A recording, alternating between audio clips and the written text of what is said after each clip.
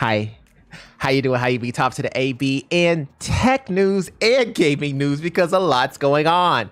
AMD announces Ryzen Zen 1 and Z1 Extreme chips for handheld gaming PCs. Diablo 4 has a Necromancer trailer. I have no idea why, seeing in fact he was in the beta, and Super Mario Generations right after this. Hi, I'm Anthony, and if you are new here, consider subscribing. We actually troubleshoot and help people with their technical issues and PC gaming issues, and subscribing will help us grow the channel and help more people. Thanks.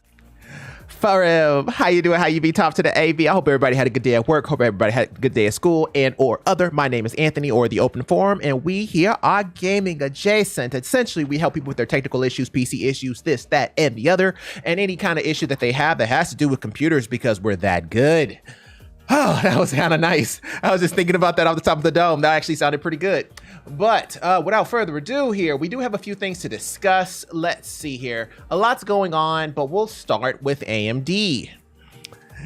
Alrighty, so AMD announces Ryzen Z1 and Z1 Extreme chips for handheld gaming PCs. Am I mad? Well, you can tell by the tone that I probably am.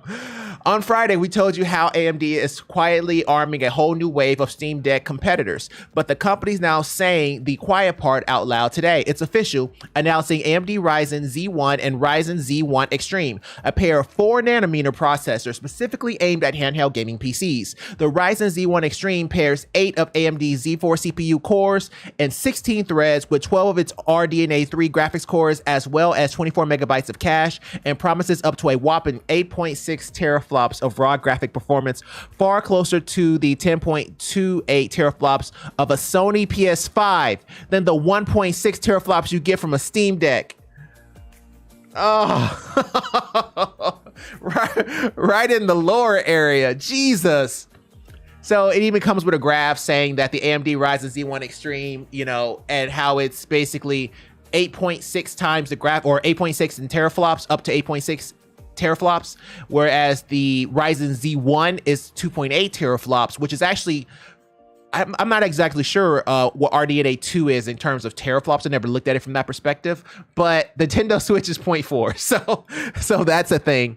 Meanwhile, the vanilla Ryzen Z1 has 6 cores and 12 threads, 4 GPU cores, and 22 megabytes of cache. That's still enough for a theoretical 55% increase in raw graphical potential over Valve's custom Zen 2 plus RDNA 2 Aerith chip. What does that mean for gamers? With a Z1 Extreme, if you are playing at 720p with low settings like you might comfortably do on a 7-inch handheld, AMD claims you can cross 60 FPS line for games as demanding as RDR2 and more than double that for Forza Horizon 4, all upscaled to 1080p with AMD Radeon Super Resolution.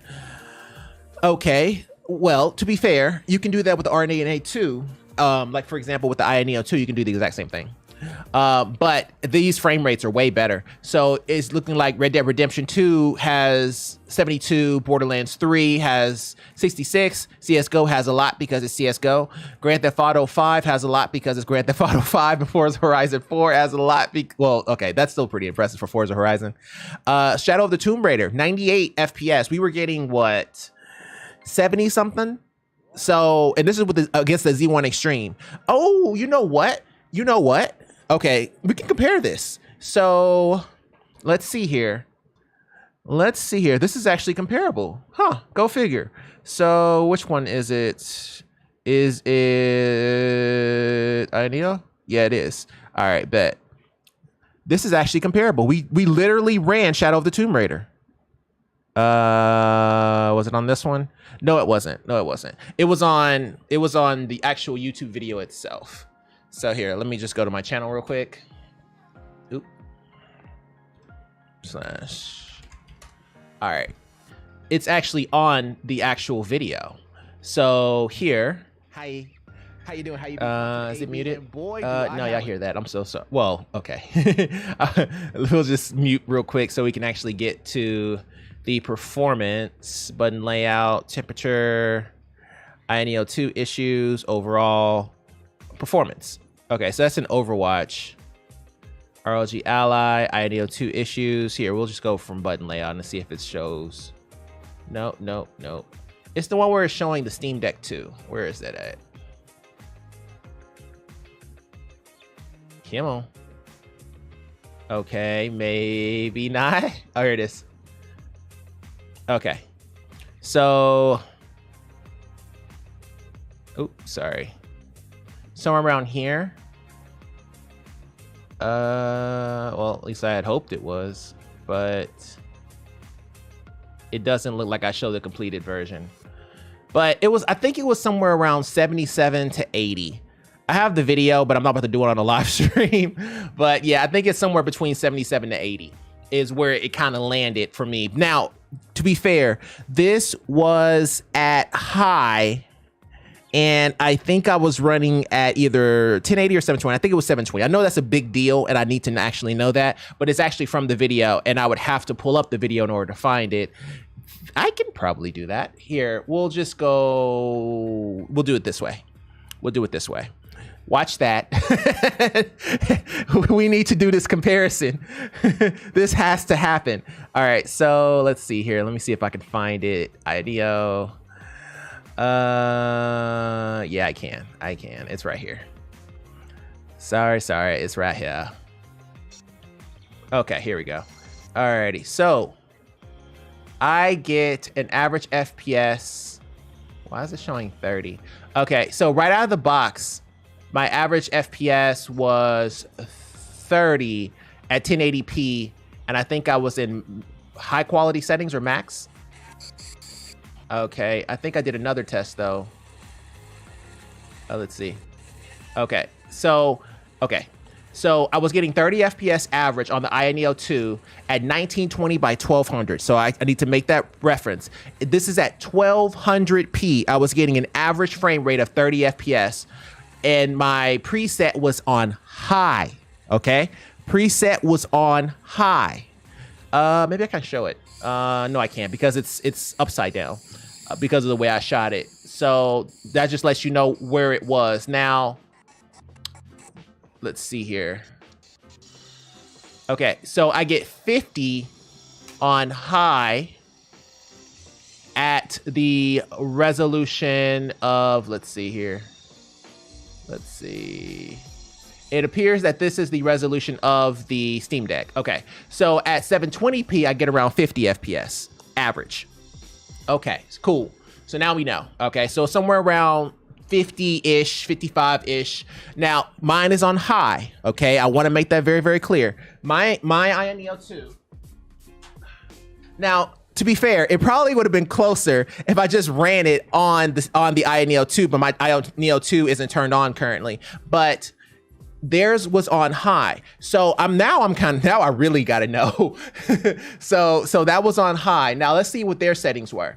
So this was average FPS of low settings. They were running 1080p upscale with 720p with RSR. So basically they were running 720p essentially. So what we can do is we can run that exact same test and see exactly what they get. Of course, Shadow of the Tomb Raider takes a while for it to actually run, but we can go ahead and try to run it and see what we get here.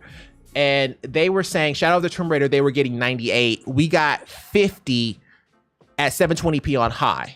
Okay, so now let's see what we get on low, because I think that's what they were talking about here. What does that mean for games? Okay, because they were talking about it being on low settings, and I think that's what's happening here. They're running 720p on low settings.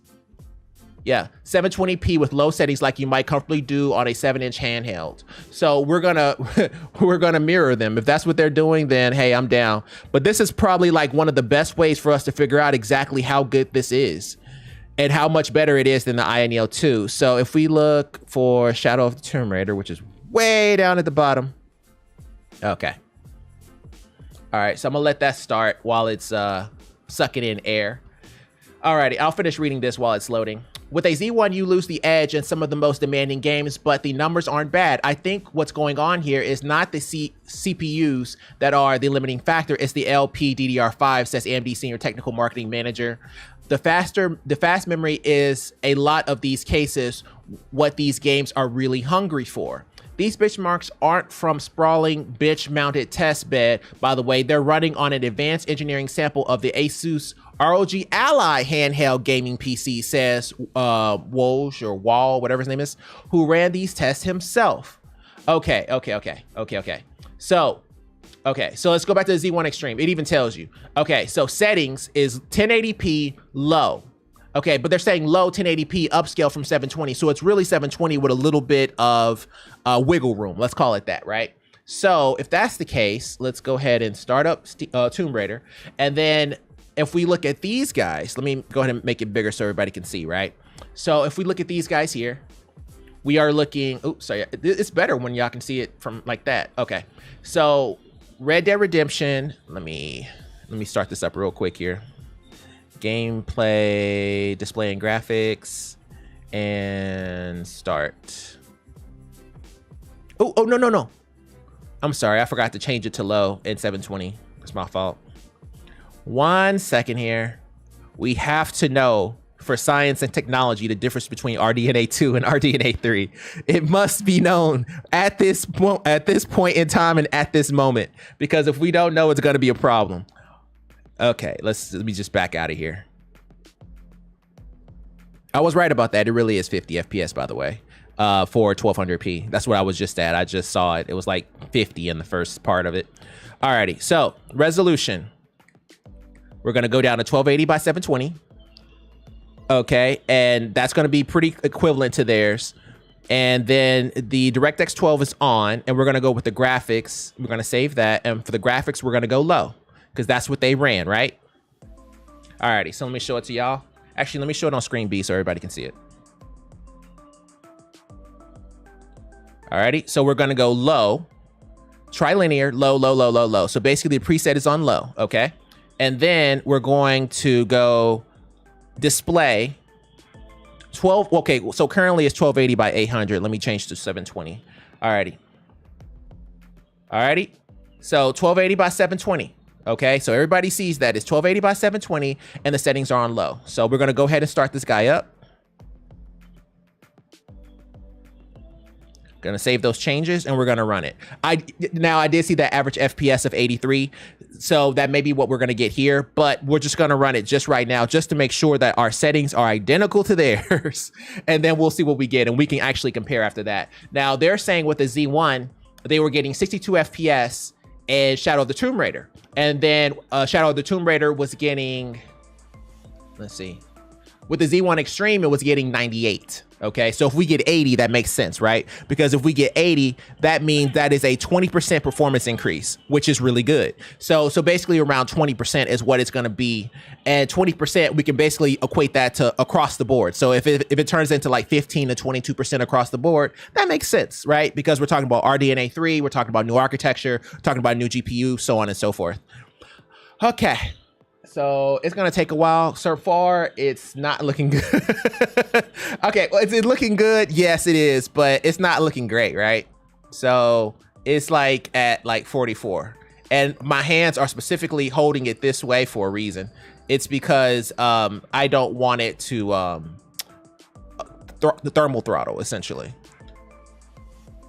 Alrighty, so that is interesting. That is a lot lower than I thought it would be. So we'll see here. We'll see how it goes. Now, could you make the argument that it needs to be plugged in? Maybe, but it has a full battery, so I don't think that's the case here. But let me go ahead and plug it in just to make sure. Let's see if it changes real quick.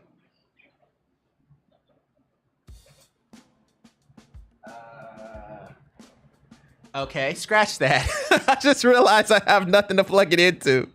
Okay, we'll just let this bad boy run. Alrighty, and say these benchmarks aren't for some sprawling, blah, blah, blah. We already read that. But before you go talking about ROG Ally as a Steam Deck killer, consider the TDP. Woj, I think it's Wallach, but I'm calling him Woj because that's all I know. Woj says all these benchmarks were run in the Ally's turbo mode. Turbo mode. Okay, I'm running at 22 watts. Okay, I'm not in turbo, I'm not in custom. I'm in the second to highest setting, okay? And my fan speed is at medium to high. So okay, okay, well that makes a big, okay, now we gotta test again because this guy is running at turbo mode, which lets the processor draw up to 30 watts, depending on the game. The Steam Deck's processor runs at just half that and can typically make it to 2-hour mark in all, but the most demanding games with this 40 watt hour battery. That's a big deal. Okay, so I'll let this test finish because it's almost done. When it finishes, we'll actually go up to 22 watts or the highest that it can go, and we'll take our fans to the highest they can go, because it appears that they're running it with the max settings. They're not at, you know, like half or 15, which is the Steam Deck.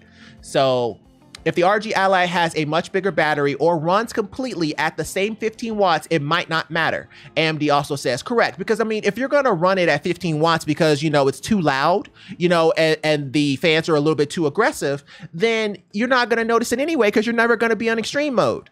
AMD says the Z1 and Z1 Extreme are temporarily exclusive to ASUS, but that we may see other partners in the future with these or future Z chips.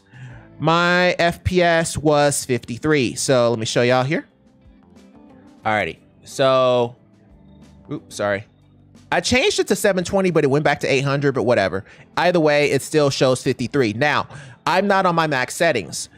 Let me light it up. So let me give it what it wants. Okay, so I was at 22 watts and I was on extreme essentially, but now it's on wild. So it has the highest GPU setting, and then the game setting, we're going to change it to well, it was actually already at 22 watts, but we're going to give it more fan noise essentially. So to show you guys what that looks like. Okay, so the INEO menu, oh, there we go, is right there on the side there, and you see that we have it set to wild for the fan speed. I can hear the fans blowing right now. So you have a 22 watt, a 15 watt, an 11 watt, and a 5 watt. The 22 watt, you can go custom on this, but I've never tried to go further because, you know, I paid my money for it and I don't want to lose it. It has a purpose, right? So we'll have it at 22 watts and we'll have it at wild, okay? And let me see if I can actually get the settings to actually stay at 720. Stay at 720, okay? Low, 22 watt. Now, 22 watt, theirs was at 30. So now we're gonna go ahead and try to run the test, and we'll let this bad boy run, okay? Now, it is off the ground, so the fan is actually on the back of this guy. Here, that's the fan, and those are the grills at the front. And those are the grills, right? So we'll let this guy run here. I'll just hold it like this, and we'll switch inputs and keep talking. Okay. Let's see what else they say about it. As for the Ryzen 7840U, a chip that appears to be a dead ringer for the Z1 Extreme, it may appear in any number of rival boutique handheld gaming PCs in the place of the Z1.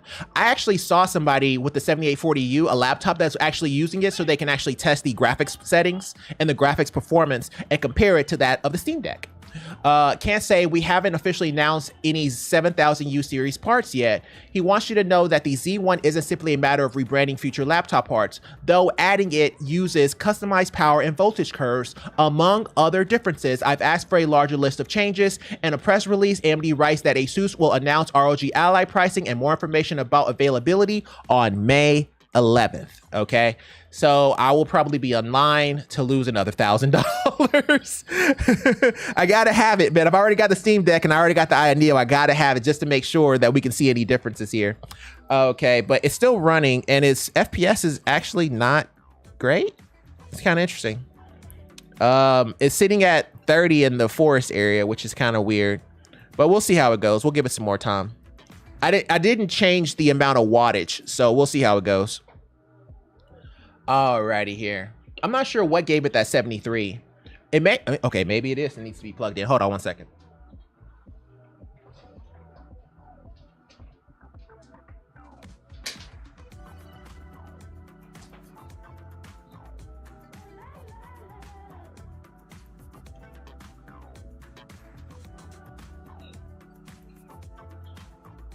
Okay. I think it has power.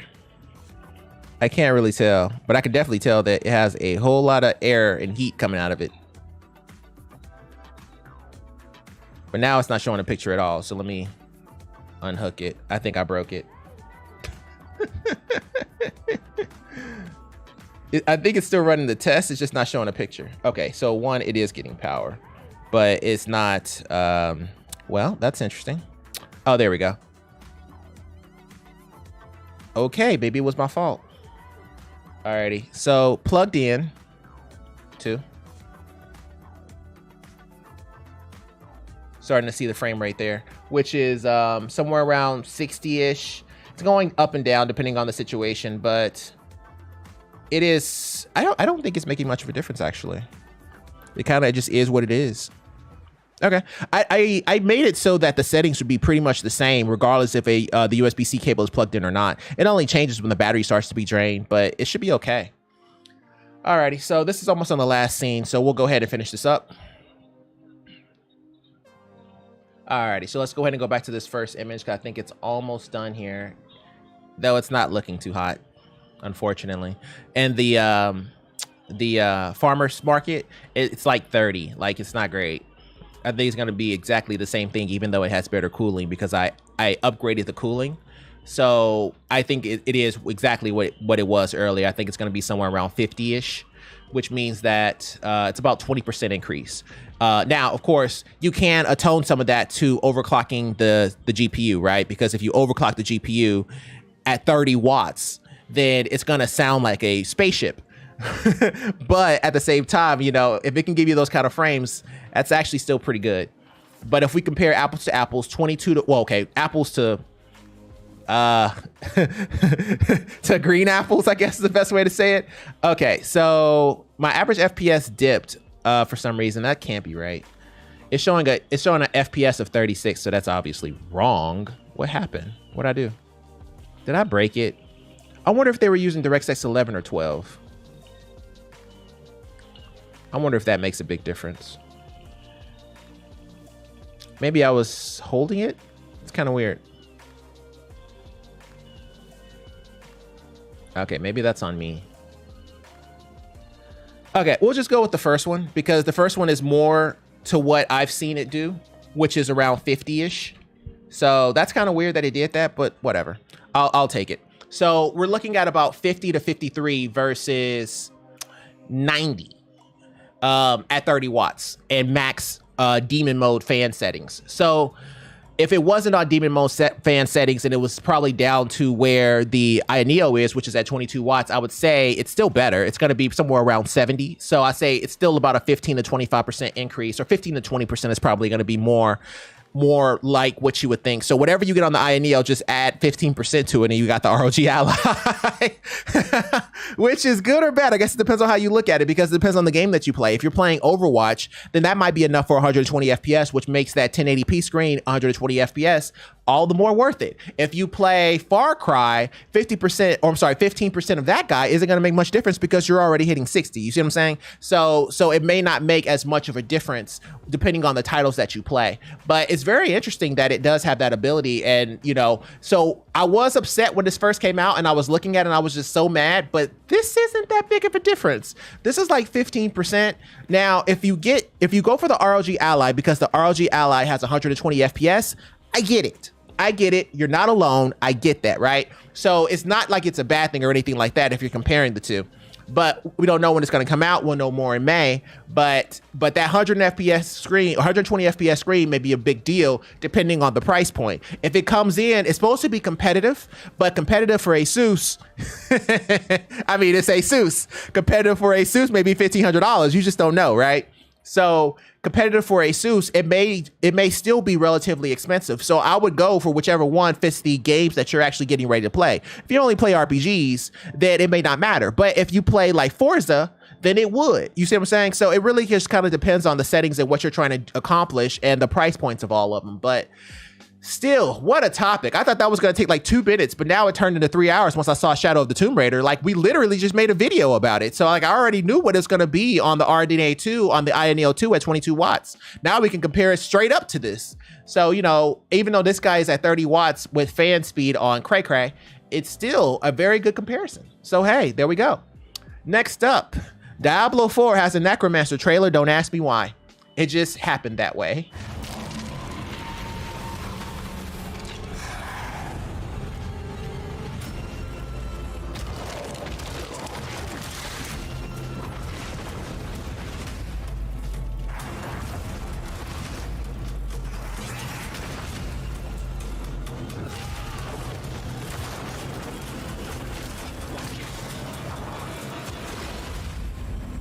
Your death comes.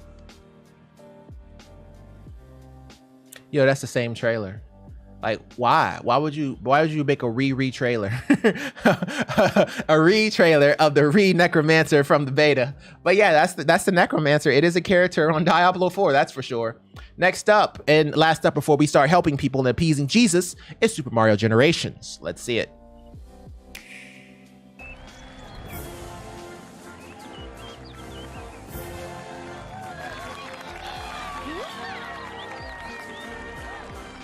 It better be a Yoshi statue. Oh.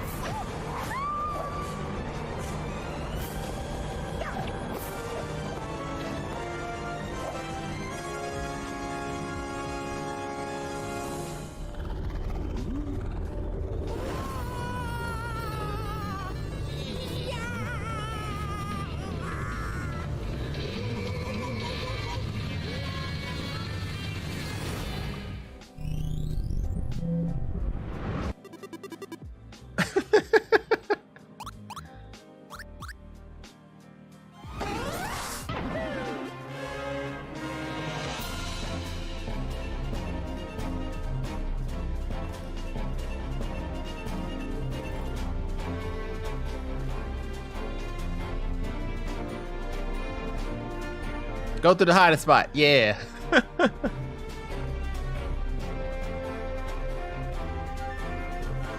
Super Mario 2. That was my game when I was 7.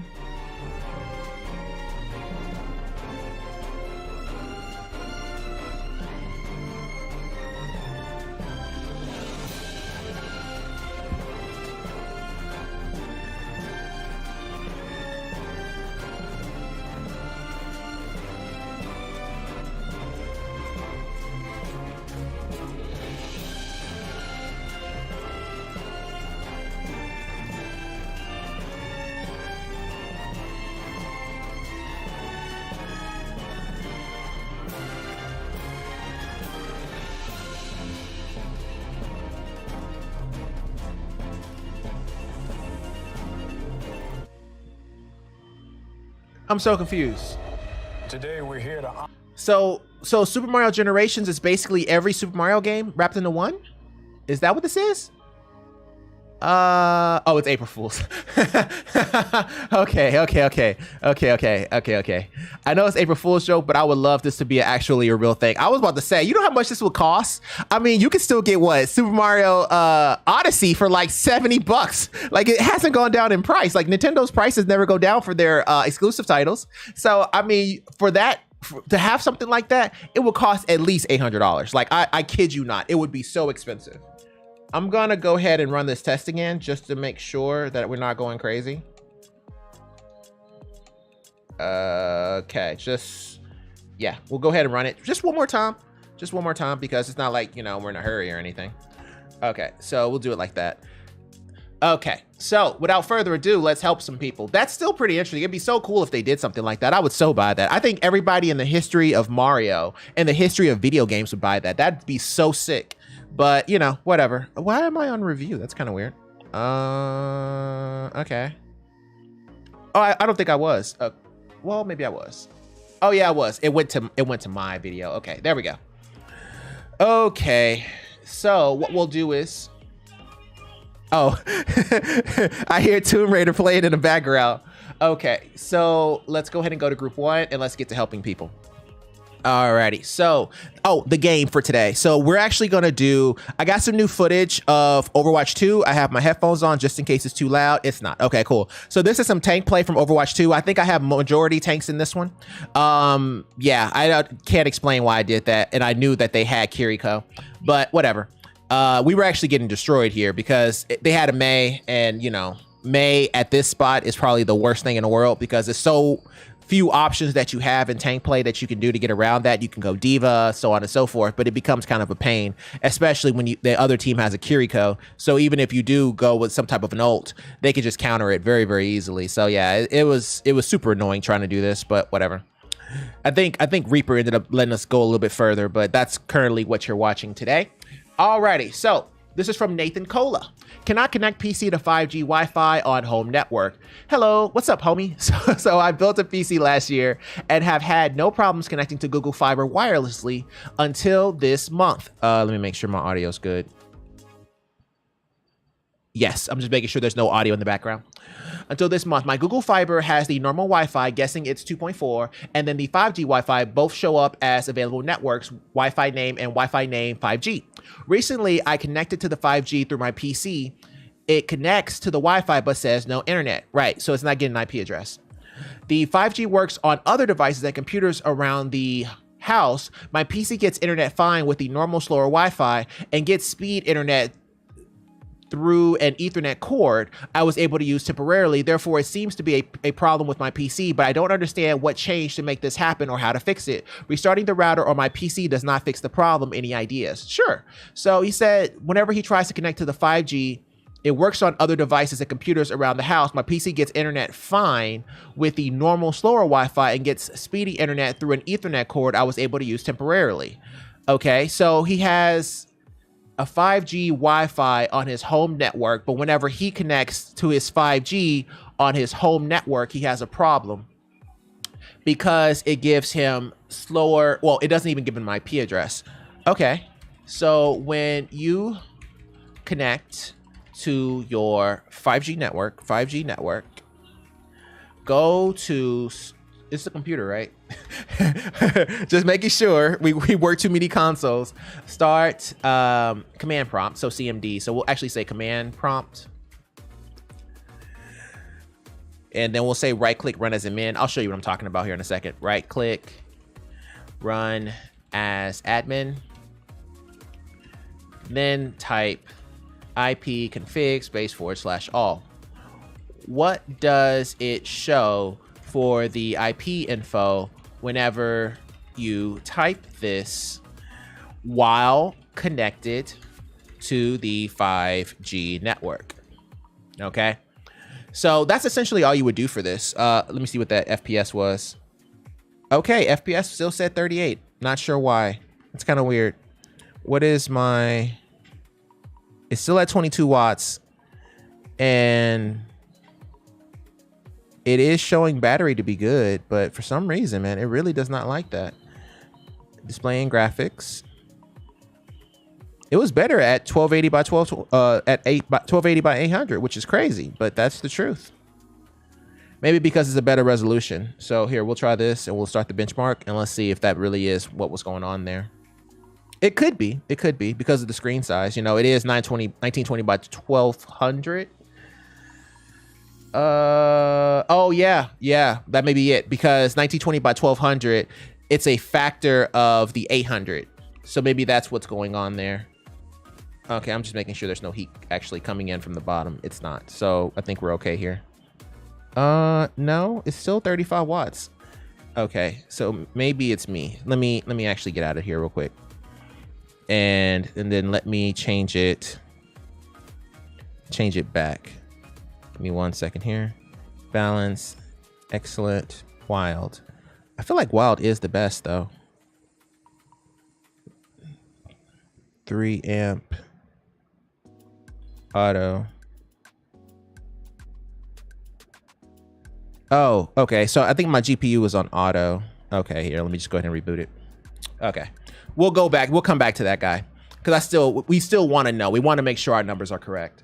But with this guy here, what I was saying was if we go to Windows 11, oh, I'm sorry, I went to OneNote. If we go to Windows 11 and let me close that. Not that it's showing anything bad or anything. Most people know my email. So if we go to Windows 11 and then we go to start and then we type in command, and all I said was just right click and run as administrator, or you can just click it here.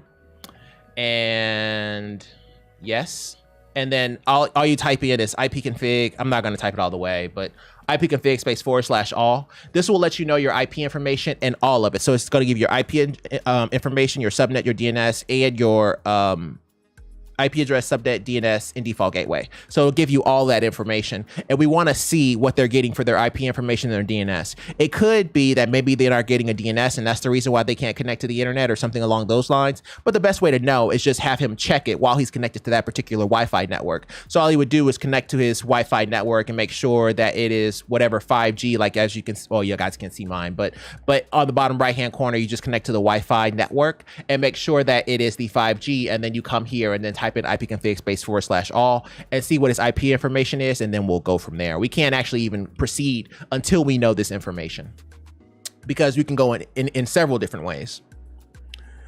And I don't want to go on a wild goose chase if it doesn't turn out to be, like, for example, we have him going to his control panel and making sure there's no extra settings inside of his network and internet and all that jazz. We can do that, but it's easier if we know what we're looking for.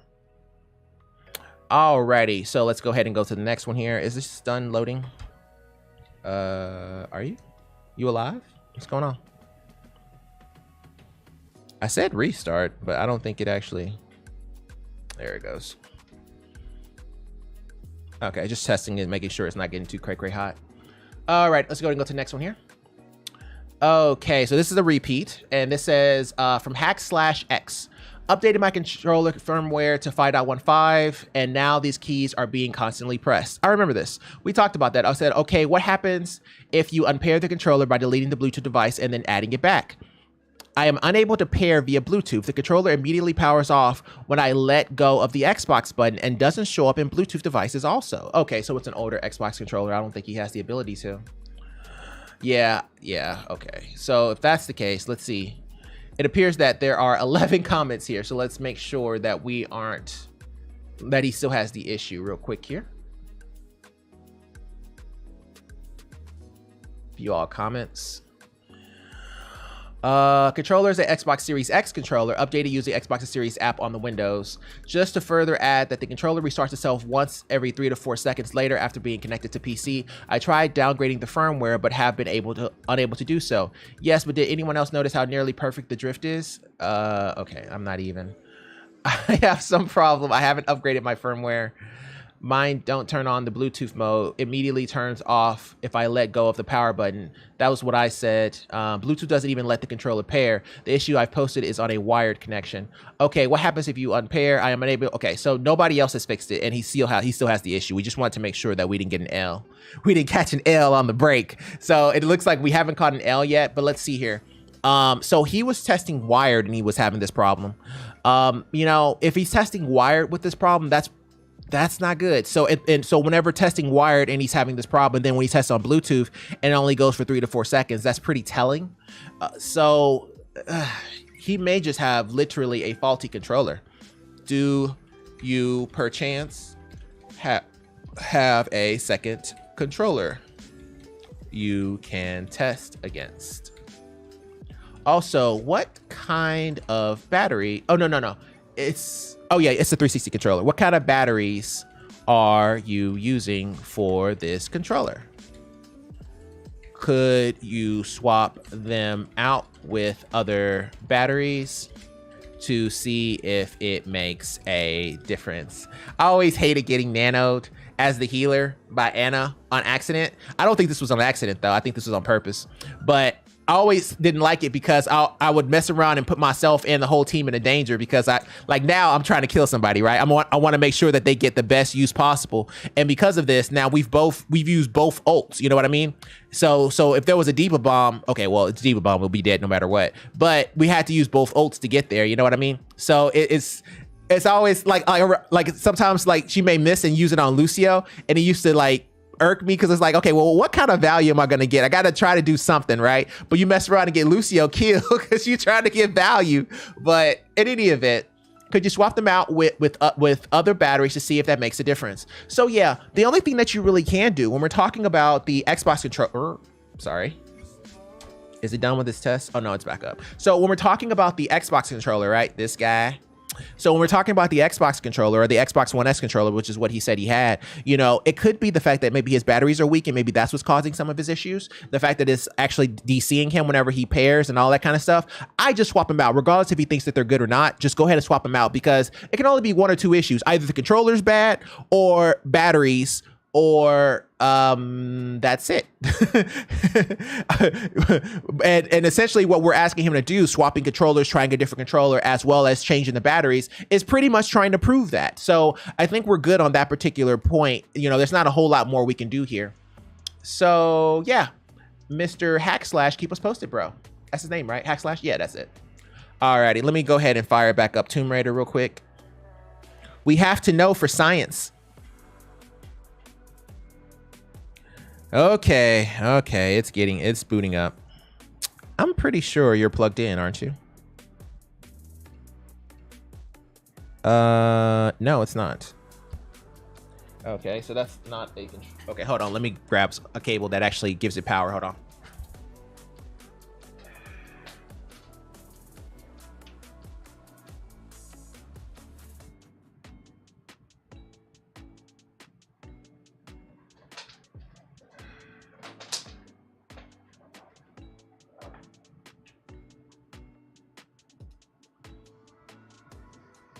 Oh, one of these gives me power. Hold on.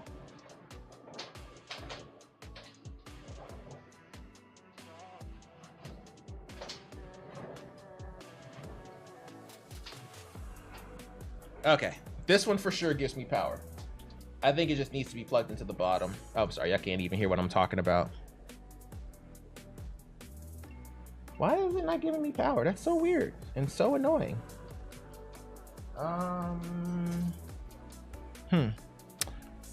Okay, hold on one second. Hold on one second. We got to get this, make sure it has power. Hold on.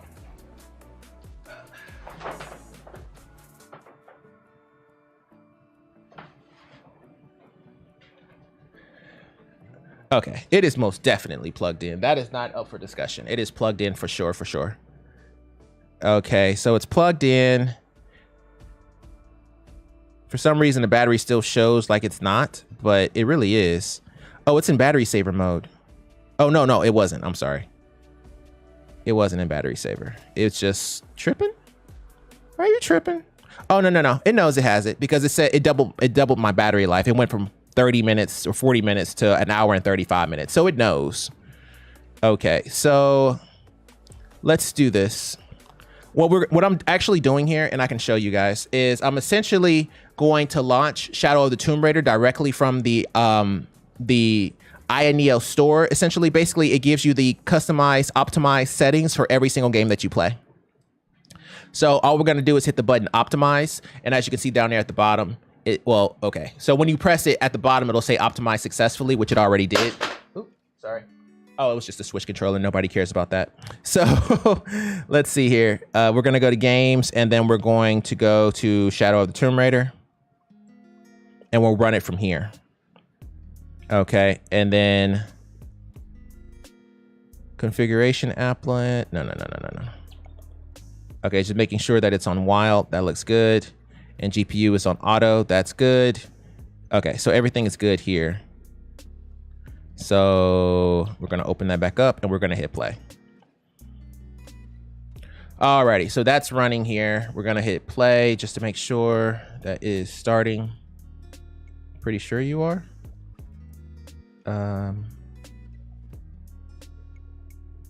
There it is. Sorry about that. Alrighty, so let's go ahead and go to our next person here while we wait. We got nowhere. Okay. We didn't get very far, so this is going to be an L more than likely in this Overwatch match. Alrighty, so let's go ahead and go to the next one here while we wait on this guy to do its thing. Okay, it's doing its thing. Options, display and graphics. 1280 by 800. DirectX 12 is on. Everything is on low.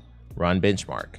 Okay, and it's plugged into power, so everything is set fair. So I'll just hold this in my left hand while we look at this person's issue. PS4 Pro immediately turns off, and it's a video, and we love videos. All right, let's see what we got. Make sure the audio is up. Oh.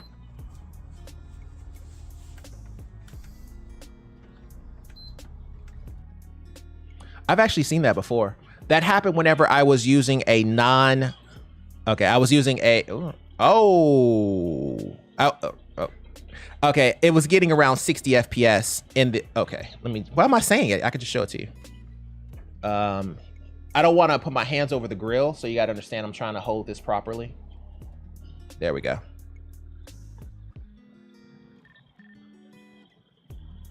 So I think it's saying it's back to 40 something, but it was at 60 something a second ago, but I think it's because I put my hands over the grills. But yeah, that's what's going on with this guy. But back to this.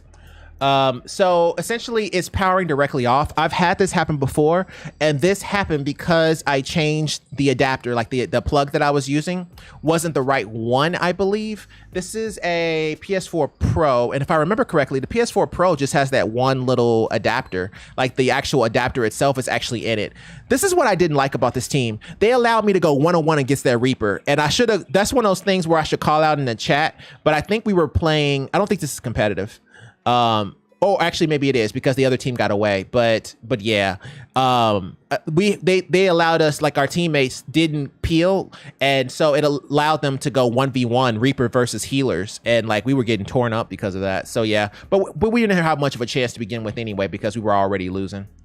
But I think we may have popped the ult in order to help that diva, or maybe that diva just straight died. I can't remember, but it didn't go well. This is a bad match. This is a bad match. But I sometimes I like showing the bad with the good. You know what I mean? There's no point in me showing, you know, all wins or something like that. That's kind of cray cray. Okay, that was stupid. I was trying to make some space and maybe kill one of their healers because I was worried about this Reaper, and that kind of thing, you know. He just does too much damage, and all we have are tanks, you know what I mean? So I was trying to at least even the playing field, but only giving them one healer, but it didn't go very well. That's the thing about Moira. It's like, okay, well, you can either kill their healers or try to heal your tanks, but if you're going against a Reaper, it's not going to go very well. So you run into those situations where you kind of have to choose, and I think this one actually came out pretty well.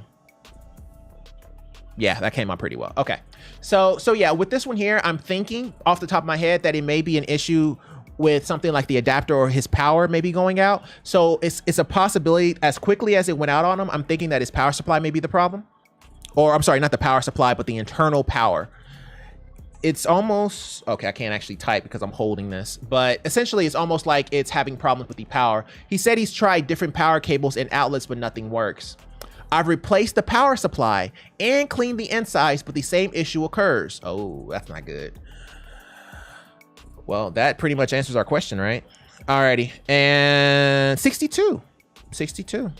Not bad. Alrighty, so Tomb Raider, 22 watts.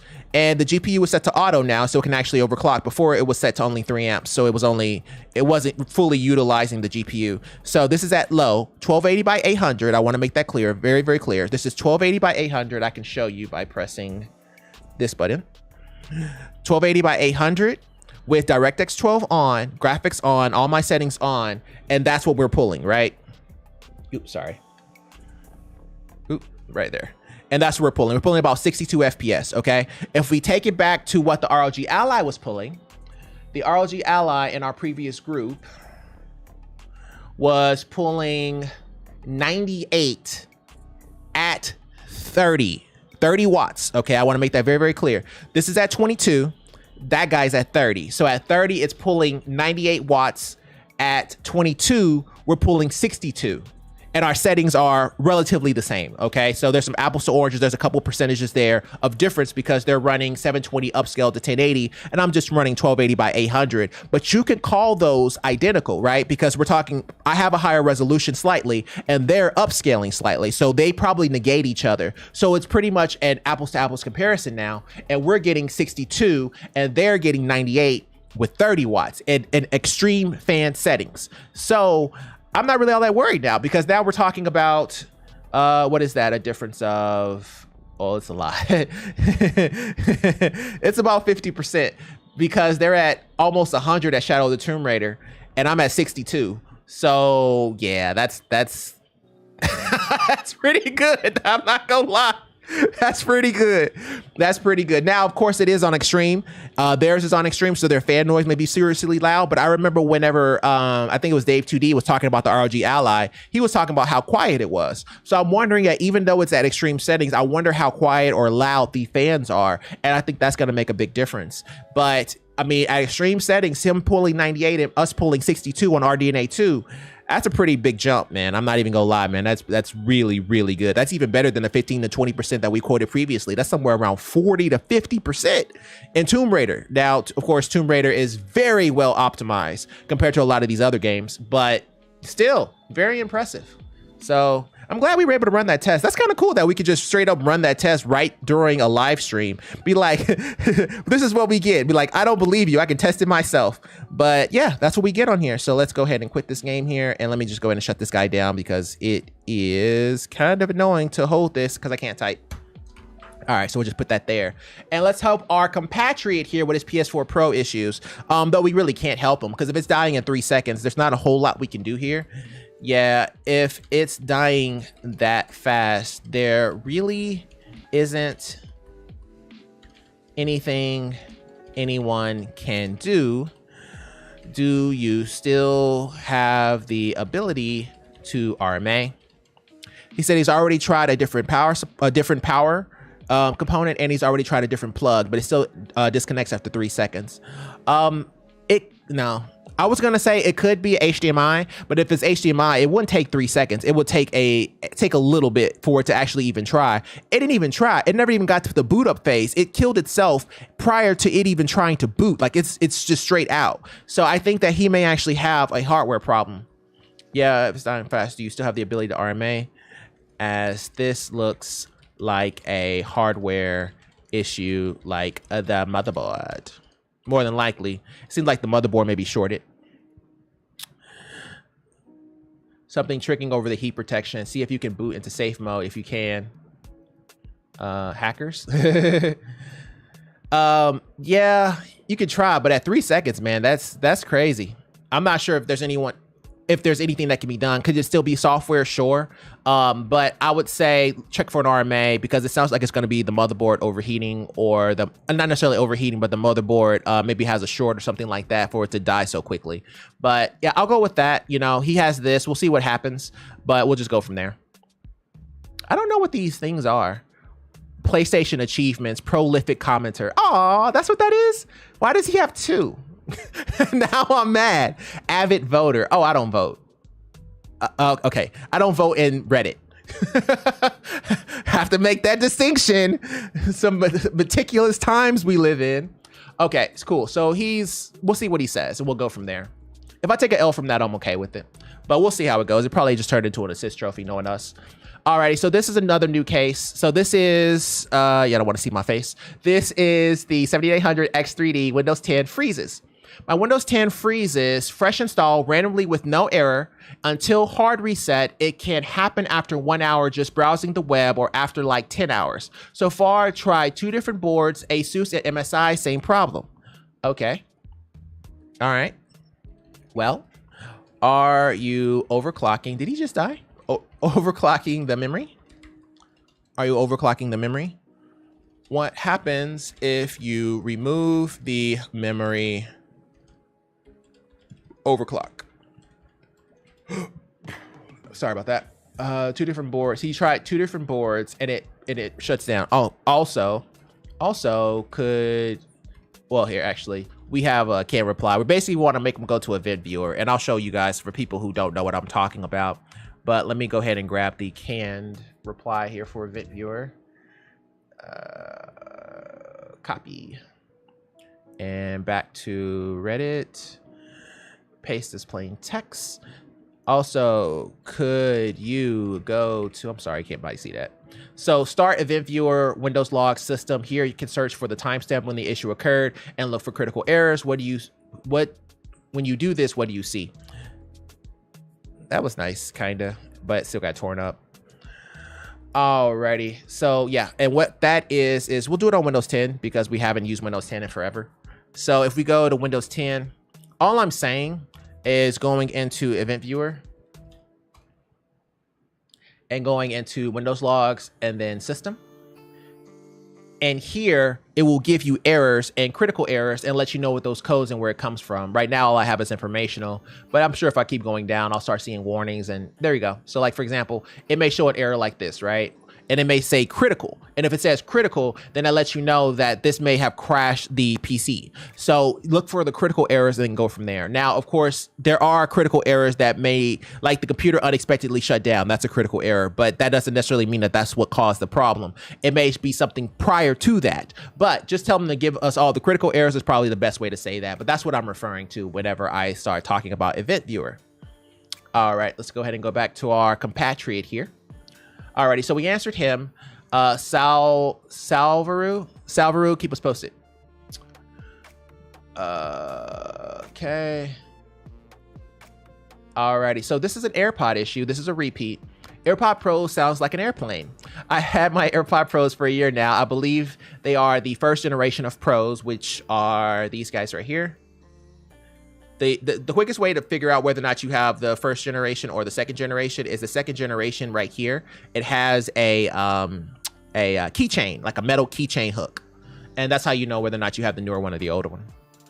And so right when I put it into my ear with both transparency or noise cancellation, I'll get 1 second interval bursts of airplane-like noises. Sometimes it bursts 5 times, sometimes just once or twice.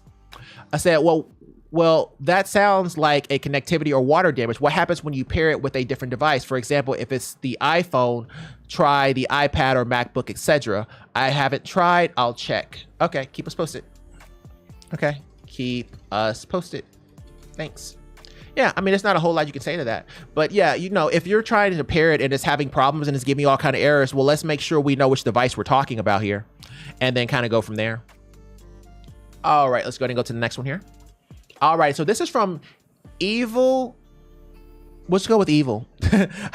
I'm not sure how good or bad this sounds, but we'll just go with Evil. So Series X not connecting to network. So this is the Xbox Series X question. Morning all, good evening, sir. Noticed the issue yesterday, turned on the console to play before I went to work and noticed it wasn't connecting to the internet. Tried forgetting the network, resetting the console, resetting the router, doing everything I can, but I still couldn't get it to connect for me. My wireless network shows it's all good when connected, but when I try to test the network, it says MAC address needs authentication. Try clearing it, adding the MAC address from the bottom of the router. From the bottom of the router? Oh, okay. MAC address needs authentication. From the bottom of the router, going through the web page for the router, I still can't get anything to function. Help. Everything else is in the network is working flawlessly except my Xbox Series X. MAC address. Try adding the MAC address from the bottom of the router. Going through, okay, so the MAC address on the bottom of the router, that is the MAC address of the router itself. And that's used in case there is a block on your account. But everything else on this network works fine except for the Xbox. Who's telling you have, oh, it's all good when connected, but when I try to test the network, it says MAC address needs authentication. Okay. Well, how about this? Do you own this router? Did you set it up previously? If so, then what happens if you reset your router? I'll explain why we jump to such harsh conclusions.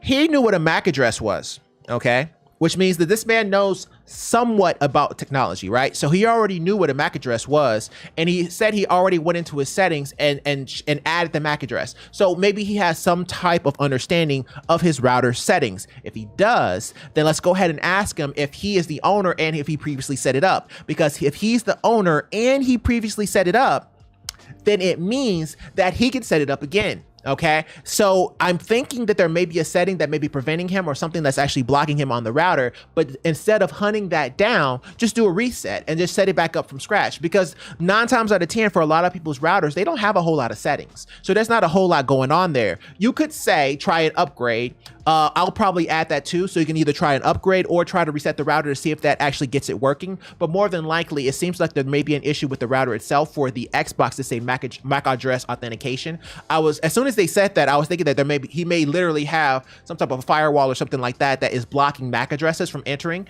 But that's not going to be on the residential side. You're not going to see that. If this was a commercial side, then yeah, I would think that his MAC address is actually being blocked by something that blocks authentication, like a service engine or something that actually runs authentication, authorization, and accounting, like AAA. So, but in this case here, if we're talking residential, then no, he wouldn't have something like that. So it's easier for us to tell him to go ahead and reset his router or upgrade it. Alrighty, what happens if you upgrade your router? Upgrade your router. If this does not work, reset your router to default, then re-enter everything back in.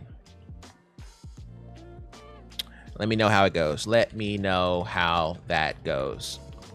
That's probably the best way we can handle this guy, is to let him go ahead and do a reset because he's already relatively familiar, and then kind of go from there. All right, let's go ahead and go to the next one here. Ooh, it's pretty. Take a look. This is eye candy. Yeah, I give you that. That's eye candy for sure. It's very pretty and very colorful. It's a lot of very strong colors. It looks like the red light district.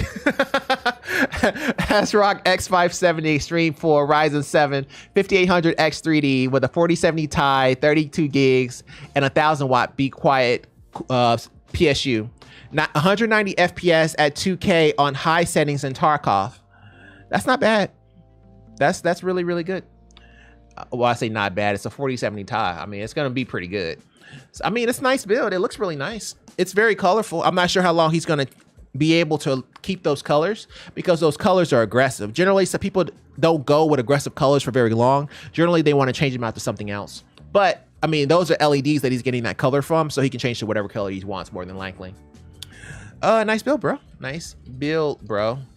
The coloring is a bit aggressive, but since it's mostly from the LEDs, you can just, that was stupid to try to charge a Junkrat. You can just change, but since it's mostly from LEDs, you can just change to whatever color you fancy. LED. Is this competitive? Yeah, it is. It is competitive. It is what it is. This is an L, I think. Yeah, it's an L. Oh, I thought that was hilarious. Her running that there was absolutely hilarious. And that was also hilarious. she was trying to get away and fell right into that hole. But did we get our character back? I don't think so. I think we still lost this because I think it's 5v4. But I'm sorry, I didn't mean to tell the ending, but I don't think it's very good because, you know, it just doesn't. Yeah, he was trying to take me off the cliff, but I knew he was. I knew he was going to go for it, and he wasn't at the right angle. That's why I tried to go for the charge there, but there's not a whole lot you can do when it's 5v4. And we don't have any healers. Alrighty, but still, nice build, bro. All right, let's go ahead and go to the next one here. Alrighty, texture issue. That's new. Okay, so this is from Acrobatic Pair.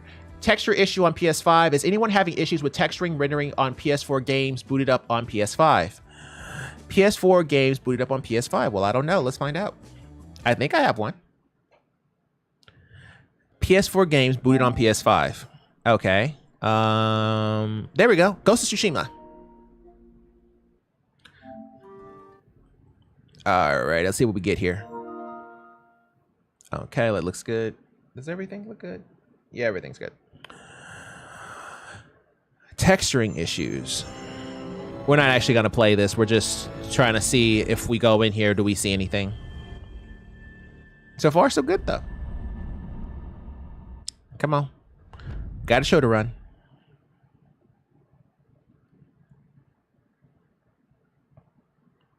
Come on.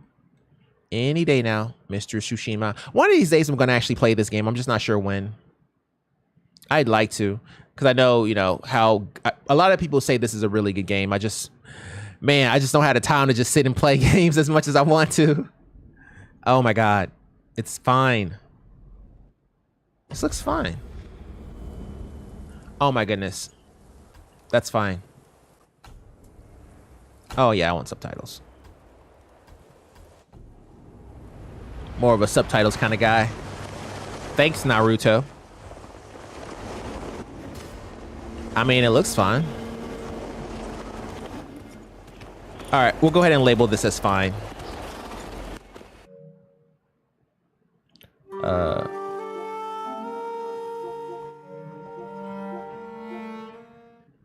Hold on.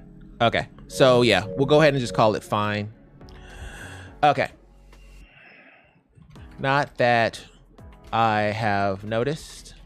Just tested Ghost of Tsushima, and it was fine. Which game are you referring to? Is your... Okay. I was going to say, is it wireless or wired, but that actually won't have anything to do with textures. That may have something to do with online gameplay, but not necessarily textures when loading. So we'll go with just this here. What game are you referring to? And what game are you referring to? And what happens if you reboot the PS5? Gotta ask the basic question before we ask the complicated ones. But yeah, just go ahead and try a reboot of the PS5, and then we also tested Ghost of Tsushima, which was okay. And then we need to know what game they're referring to. Maybe that will give us a better understanding of what they're talking about. But yeah, I don't see anything wrong. All right, let's go ahead and go to the next one here. What time is it? 8? Oh yeah, we're doing pretty well. Okay, we're not doing great on time. Let's call it what it is. But at the same time, it's not bad. See, in fact, we left a little bit earlier today. Today we may finish around 9 something. But in any event, this is from /Kick. /Kick writes, frame loss in all games, factory settings helped for a while. In January, I experienced massive frame drops across all games and even in menus. I restored Xbox Series X to factory settings and it worked for about a month or so. I did it again after 1 month plus, it happened again. I'm sick of having to configure my Xbox so often. The process isn't super long, but still, it's annoying and no other hardware I know of has to be reset so often. Is there a solution, and what might be the source of the problem? Frame loss in all games, factory settings helped for a while. Well, is the Xbox wired or wireless? If it's wireless, connect it directly to your router to see if it makes a difference. Frame rate drops can mask itself as network connectivity issues or latency in the event we're talking about online multiplayer games. Well, if it's Xbox wired, is the Xbox wired or wireless? And then you also had let's see here. He's talking about frame rate, and it dips, and whenever he resets it, he resets his computer, everything is fine. You could say update, you know, check for the most recent. Okay. Also, make sure the Xbox and controllers are up to date. Oh, also, are you running the oh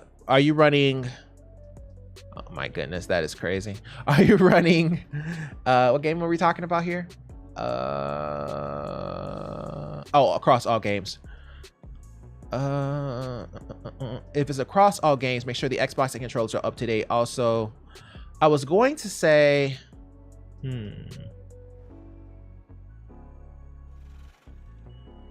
also make sure the Xbox controllers are up to date. Also, what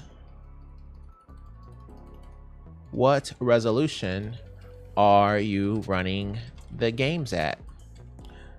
Do you perchance change the resolution / frame rate? Okay, so just asking a little about resolution and frame rate. They may have something to do with it, but also we just need some more information here. We just need to know, you know, is it wired or if it's wireless, and try it wired to see if it makes a difference, just in case network connectivity is going to be the culprit here. We don't really know, so that's probably one of the best ways to go about it. That man just would not die. Alrighty. All right, let's go ahead and go to the next one here. Group 3, let's do it. No W's, but we didn't really have a whole lot of repeats, so I understand. Or anything really. It's mostly just a lot of new cases, but we'll see how it goes. Adobe Illustrator exporting ping as Creo. Hi all, Adobe Illustrator seems to export files as Creo when trying to export a file as ping or even save a new Illustrator file. Has this happened to anyone before? Is there a fix for it happening next time? The user restarted the computer and all was well. I'm trying to find more fixes or insights to this issue. So he tried to export it as a ping and it exported as a Creo file. Okay. Okay. Well, I haven't experienced that issue per se, but it sounds more like software related. What happens if you check for updates on Adobe CC? So for those of you who aren't aware, when we're talking about Adobe products, so that's going to be your Premiere Pros, your After Effects, your Illustrator, your Adobe Acrobat, your Photoshop, so on and so forth, Lightroom, CC, so on and so forth. When you're talking about those applications, a lot of times they don't get updated. And the reason why they don't get updated is because sometimes it won't even let you know. You have to actually go into Adobe CC to see if it actually needs an update, because sometimes it may not even warn you. So if you don't go into Adobe CC often, which most people don't, then you won't even know if the guy needs an update or not. So it's better to go ahead and ask them to make sure that the Adobe CC is on the most up-to-date version, because this sounds more like a hardware issue or a bug with the actual software than anything else. Okay, well, I haven't experienced that issue per se, but it sounds more like software related, like it's software related. What happens if you check for updates on Adobe CC? Are there any new updates for Illustrator? Okay, so that's how we will answer that one. It's kind of rare that we get Adobe issues. That was kind of fun. So we'll see how it goes. Lopsided, keep us lopsided banana. She says plantain, but we'll go with banana. Lopsided bananas, keep us posted. All right, let's go and go to the next one here. So this is from the Steak. Steak Man writes, controller issue, Xbox Series X. His first issue is that I have an Elite Series 2, which is this guy. Elite Series 2. Elite Series 2, my second one actually. Both, he sounds like me. I've had multiple Elite controllers because they die very easily. Some of the buttons sometimes go out. There's a lot of different reasons. Both disconnect from the Xbox Series X and then reconnects on their own.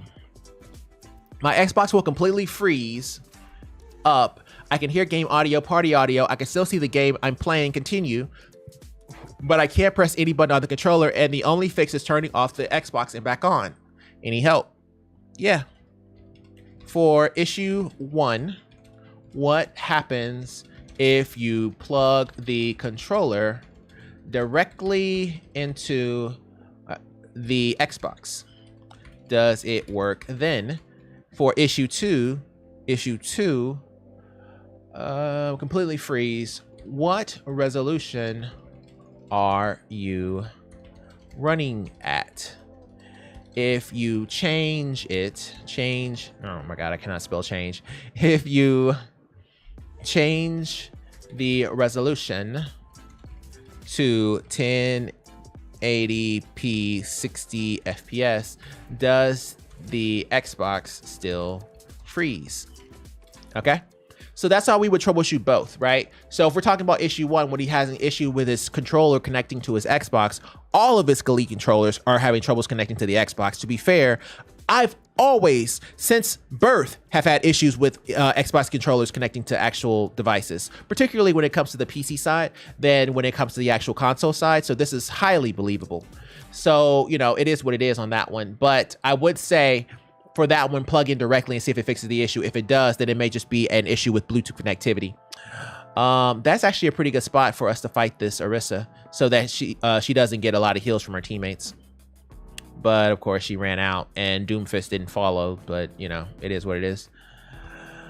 Okay, and then did I answer the other one? Yeah, issue 2 is, what happens if we take it down to 1080p by 60 FPS? What happens? Does it still freeze? Because if it still freezes, then it's not really a resolution issue. Maybe they were running at 4K, 60 FPS, and it was having problems actually showing it, and maybe overheating because of heat, dust, so on and so forth. We can't eliminate that as being a possibility, so the quickest way to troubleshoot it is to change this resolution down and see if it fixes the issue. So the steak, keep us posted. All right, let's go and go to the next one here. This is from Frisky Potato. I think this is a repeat because it says 16 comments. Wait, do people here actually like Windows 11? I thought that was a joke. Oh, okay. Yeah, it's sweet. Yeah, it's pretty nice. It's pretty nice. Looks like the Mac OS, which isn't a bad thing. So yeah, overall, not bad. I don't really have, I'm not indifferent towards it. Like, I don't think that it's bad or anything. It works pretty well, DirectX 12, you can have your concerns about that, but just Windows 11 in and of itself, that's been pretty good. I haven't really had any complaints about it. Now, of course, the whole installing Windows 11 is awful. I'll give you that. But, once the operating system is actually up and running, it's not bad at all. Oh, maybe there's some jokes in there. Windows 11 is spying on me. I'm not a Windows 11 guy, but that's funny compared to Windows 10. Spies on you just as much, and there are tweaks for both to minimize the spying. Yeah, I mean, spying, okay, sure. I'm not trying to get into all that. The joke is spending your life trying to farm karma. It's nice, better than 10. Yeah, I would say, is it better than 10? As a gamer, no. As a person who just likes PC, yes. It's sad. Oh no. Okay, I thought I couldn't nerf down the Mercy, but I think we got her. I was like, oh my goodness, she's sitting here in a graph, and I still can't mow her down. That's gonna be terrible. But I think we actually were able to get the point on that one, even though we're still getting destroyed. Okay, let's go and go to the next one here. Oh, this is our overcurrent guy. This is the guy who had multiple USB ports going into his motherboard, or multiple USB cables going into his motherboard. And whenever he powered it up, it was saying overcurrent issue or overcurrent power, something along those lines. And then we said, he said he gets an intermittent fault for a while, but looks like it might be here to stay this week. Okay. Unplugged everything from the board and the bare minimum to no avail. Can't even get the BIOS as locks out and shuts down after 15 seconds. Now pricing up a new motherboard, blah, blah, blah. But yeah, he's getting a USB overcurrent status. And then we said, what intermittent fault? And he said, thanks for your reply. Intermittent as in he has a picture. And then we looked at the picture and it was USB device overcurrent status detected. Okay. So we said, okay, remove all USB devices going to the back of the motherboard and plug the keyboard into the front USB header to see if it powers on. Mouse is optional. Thanks for the heads up, but I've now changed out my motherboard. I tried everything. I guarantee if you suggest it, I tried it at this point. Okay. Did it work? Gotcha. Did it work? Or are you still having problems? The motherboard would have been the last T shooting step anyway, so you were not far off. Yeah, I mean, nobody's it's just, we're engineers, right? We're trying to give them the best situation possible. We're not going to sit there and put them in a bad spot if it could be fixing something easier. So we're going to try all the easy stuff and cheap stuff first before we just jump to replacing the motherboard. We're not trying to spend your money here. So yeah, it's one of those kind of situations. I think I wanted to eat that, didn't I? Yeah, I think I did. Okay. It's kind of late for that bubble. I could have just used it, but I think I'm dead anyway, so it doesn't matter. Probably would have been better to give it to the hog, but well, no, not necessarily, because I would have been dead no matter what. Even behind a wall, that thing still hits. Alrighty, let's go to the next one here. Alrighty, so this is network problems, and it's super long, so just keep watching that while I do stuff. Brock and roll network problems. Can't connect to the server within the time limit. There might have been a problem connected to the network, so more than likely they may have some latency or just a very slow speed.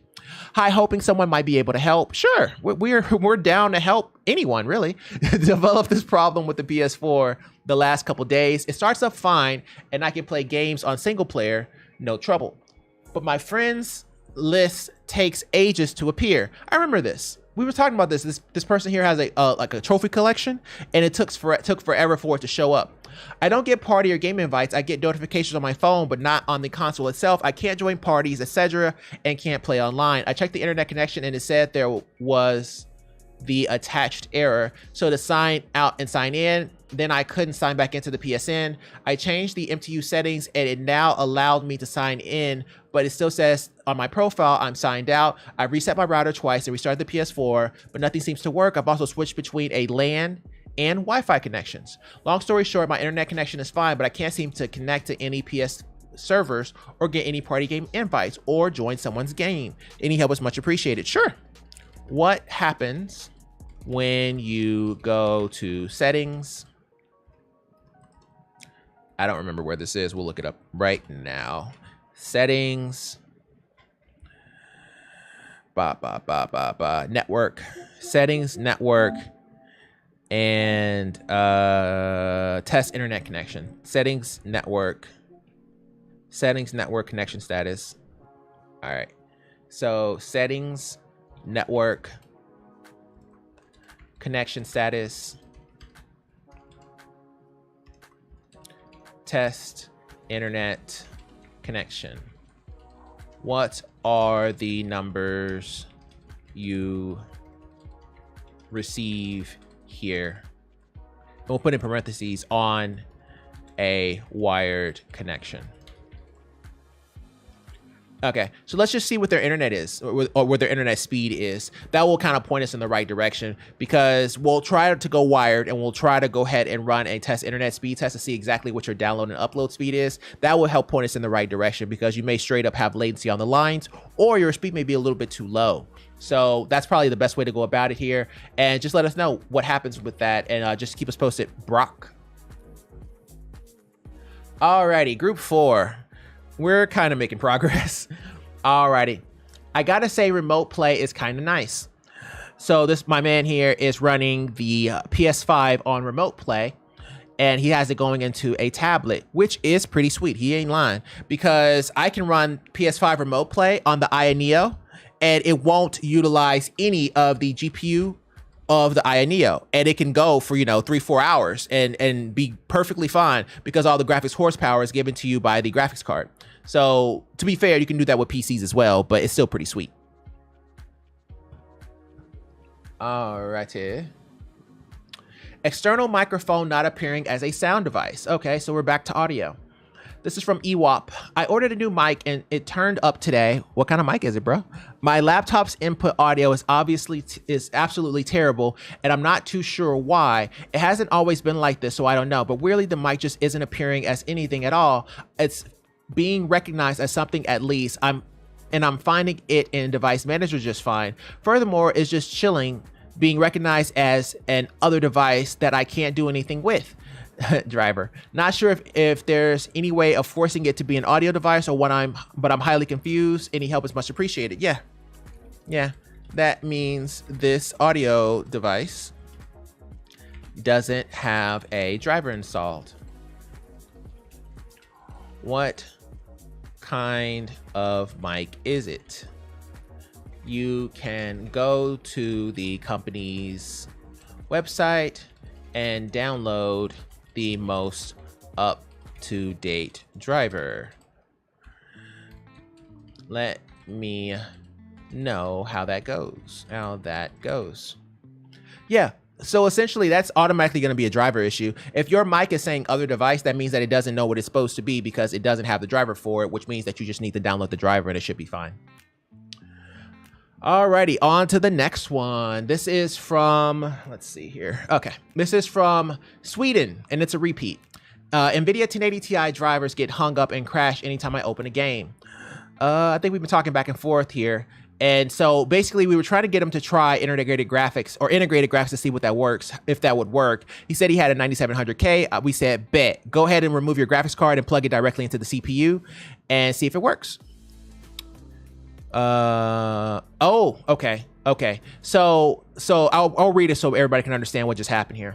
So basically, he told me that he had a 9700K. Everybody who doesn't know, a 9700K has internal graphics, or integrated graphics, I'm sorry. Okay, so you have integrated graphics. Remove your GPU from the motherboard and plug your monitors into the back of the motherboard and see if that resolves your issue. If it does, then yeah, you may have a faulty GPU. To finalize, plug it into a different port on the motherboard to see if it works. If not, yeah, game over. Yeah, the GPU is gone. So that's going to be a W for us, and we are going to celebrate in 1 second. Sorry to hear that, bro. You got to say sorry before we start celebrating. He's going to go for the hook. No, we're not going to give you the hook, bro. Reaper. Oh, no, it was just Moira. Sorry to hear that. That's bad. Sorry to hear that, bro. But glad we reached a conclusion. And of course, let's go ahead and let him know that we exist if he has any questions in the future. Control C. And back to internet. Alrighty, let him know that we exist. And let's go ahead and take our W. Yes, thank you so much. I'm so glad we were able to help him and figure out that his GPU is toast. Not a whole lot more to say about that, but it is what it is, you know what I mean? So yeah, it's toasted. So there's not a whole lot you can do here. Actually, you know what's funny? On these competitive matches, I actually had a whole round, like for example, like 10 or 12 rounds where I never got beat. Like we won every single round and I end up diamond. That was pretty sweet. Right in my face, Mercy, right in my face. Okay, let's go ahead and go to the next one. Alrighty, so this is from Dark Dragon. Dark Dragon writes, any game recommendations for an old Windows 7 machine? A buddy of mine gave me his old Optiplex GX 620. I ended up reinstalling Windows 7, but because that's what product key I had on the side, I want to try to run era-appropriate games on it and don't really have any ideas on where to start. Any recommendations would be appreciated. Halo 3 ODST. Halo 3 ODST. If someone disagrees with me, they're wrong. As well as oh my god, what's the name of that game with the big guys with the guns, and it's not Killzone, but it's, oh god, how do I forget? Why, really, Anthony, you forget games? Xbox exclusive games. It's on PC too, by the way. It is called Images. What is the name of that freaking game? Now I gotta find out. Oh, I gotta find out. Oh my goodness. Oh my goodness. It's not Grand Theft Auto. It's like not Halo. It's the other one. What is the other game, man? It's like a PC exclusive or something. And like the dude, he has a daughter, and it's like they have to fight a bunch of people. It's this game here. What game is this? What game is this picture from? Oh my god, why can't I remember this? This is so sad. Oh my goodness, and now it's gone. Just like that. Okay, where is this? But yeah, this game with this guy, I can't I can't remember. Something with a K. I think it has a K in it. Why is it so hard for me to remember this game? But yeah, that character, whatever his name is, I can't remember. But I've only played the third one and only played it for like half of it. I never beat the game. I guess that's probably why I can't remember. But yeah, him, whatever his name is, forget it. I'm not about to keep looking it up. Something with a K. Not his name, but the name of the game. But we'll stop. Whatever. Halo 3 ODST is a really good one, so we'll go with that. Where were we? No. No. Yeah, Halo 3 ODST. We'll go with that. What did everybody else say? Deus Ex. Deus Ex is pretty dope too. The Deus Ex, like the first one, it was so good and so orange, but so good. Half-Life 2, Orange Box, even better. The Longest Journey. Yeah, no. They're all wrong. It's Halo 3. Halo 3 ODST is the game that you play. Final answer. Alrighty. Now, okay. If you want to say Halo 3 over Halo 3 ODST, I get you. But that Halo 3 ODST story was crunk though. You cannot deny that it was good. And I'm not trying to compare it to Halo 3, obviously, because Halo 3 was a masterpiece. But Halo 3 ODST was really good. And that's the game I remember playing on PC when I had a Windows 7. Alrighty, my laptop won't boot. This is a repeat. Hello there, I was clearing my Asus FX blah laptop, and in the process, something sparked. I didn't notice any problem at first, but now my laptop won't boot. So we were talking about this. We were trying to look for a spark on the motherboard, and they didn't see one. And they said, well, that would mean there may be one on the underside of the motherboard. Is it plugged into an AC power? I would try to power it on with the adapter and without using the battery to see how that goes. Also, do any lights, fans come on when you press the power button? I've kept the battery disconnected since. An orange light blinks on the motherboard when I plug in the adapter. Dang. But it won't boot? Dang. So basically, it knows that you have power plugged in, but it won't power on. Dang. That sounds like the motherboard may be faulty. So, okay, let me make sure before I say that. Something sparked. Yeah, maybe faulty. Sorry about that. Are you able to RMA?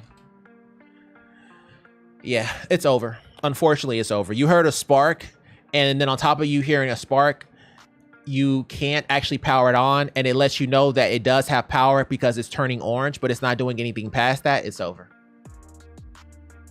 Unfortunately. And it won't boot. Let's bring that in there. It's not that it gets the BIOS. It's just straight up won't boot. All right, so this is from JPW, setting up 2 modems. I think he meant 2 routers, and I think everybody else corrected him. Some were offensive, some weren't, but we were trying to just make sure that he meant routers. I was thinking modem, but I also have a router. I'm trying to set up a wire connection in my basement. Okay. Okay. Well, for the second router, you just want to set that guy up in bridge mode and connect it. That was stupid.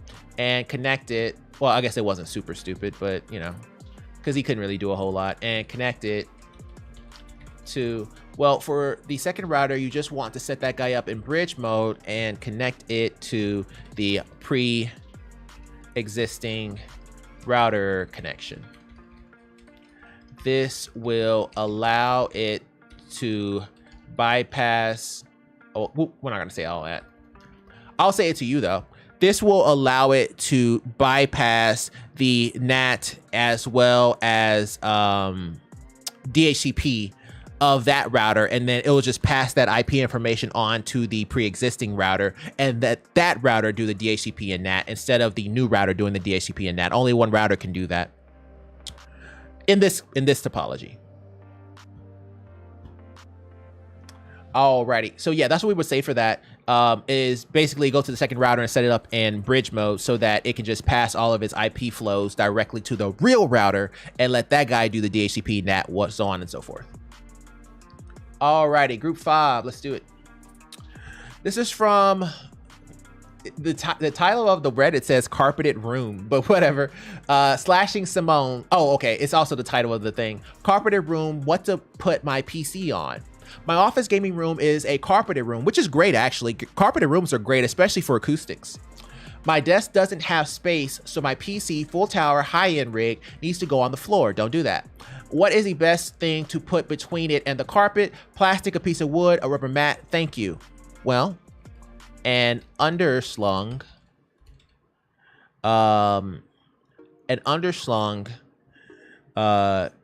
computer case, holding mount. I can tell you what I'm talking about. I have one. It's right here, but I can't show it because, you know, my cameras are doing other things. But underslung computer case mount. Computer, stop talking. Yeah, something like this. Remember, this is upside down. Yeah, you see how he has that? Underslung? Like that. There are better ones than this. That one looks like trash. It would be something like this. Setting up desk door, adjustable CPU, desktop computer, tower holder, under desk mount. Okay, we'll just tell them go to Amazon and copy paste this. Won't let me send you links without deleting my reply. Okay, so yeah, just do that. And I mispronounced that. Edit. Stand. Okay. Well, an underslung computer case holding mount. You don't really want to put that guy on the floor. I don't care what anybody says. It's just not ideal. Not that it can't be on the floor. It's just that it's not ideal because you don't want it to give it a direct path to things that like warm spots. Like all bugs. Literally every last one. All bugs like warm spots and warm climates. So you just don't want to do it. I would say it's just not ideal in certain situations there. But yeah, that's what I would do there. I would get an underslung mount. That's what I currently have, but I don't have my PC in it. I have my PS5. I needed more space on my desk and the PS5 was just too burly. All right, let's go to the next one here. Oh, this is super long. Let me get ready. Hold on. I need water for this. This is gonna be crazy. My Android TV box ruins my internet. Okay, you have my attention. Greetings from Germany. Hey from the US. I just found out that my Android TV box is messing with my internet. I live in Germany and have 250 megabits per second internet with insanely low ping in most games. 5 milliseconds in CSGO, which is incredibly impressive. 14 milliseconds in Valorant, also impressive. However, my ping would sometimes spike up to 300 for no reason, and since 250 megabits per second is more than enough for me and my family, I don't understand why. It only went away after I would restart the router. Fast forward to today, I decided to restrict internet to each device individually to see if it might help be the source of my problems. As soon as I did, I disabled the Android TV box my parents use. My ping went back to normal. Now I understand that streaming content can mess with internet speeds, but gain 250 megabits is more than enough. So to prove it wasn't bandwidth, I streamed 4K video on my phone, and sure enough, ping was still stable, only jumping 10 milliseconds from time to time. I would like to know if any of you had similar experiences or if you know if there's a way to fix this while keeping Android TV box on as my parents use it. Okay. Okay, well, a few things. I think what's maybe happening is he actually has Wi-Fi limitations and it's presenting itself as if it was a network limitation, but really he may just straight up have Wi-Fi limitations.